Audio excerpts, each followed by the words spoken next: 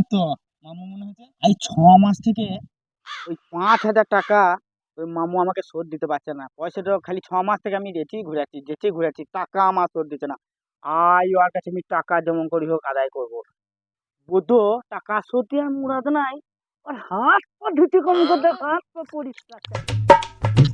মামু নাকি? হ্যাঁ গো। বলছি এলাম এই তোমার কাছে। ভালো রয়েছিস? কেন আমি যদি ভালো না থাকি তুমি কি করবে? চো ঘরকে চো, ঠান্ডা করে বল। বল। তোমাকে খারাপ লাগছে? তো ভালো বলতে হবে না তোমাকে?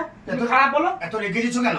তুমিও রাগ করো, আমি তোমাকে বান করি, তুমি রাগ করো। তুমি কি ঝগড়া করবে? হ্যাঁ তুমি করো এসব রেডি। রাগ না করো।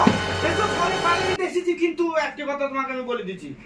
পয়সা আজকে আমি তোমার কাছ থেকে নিয়ে যাব।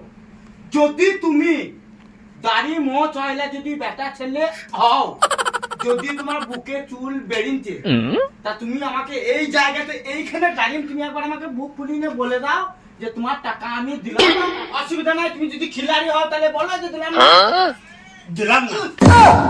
তা আগেই বলতে পারছি, তাহলে 6 মাস দেওয়া আসে পারতাম না। কোনো অসুবিধা নাই।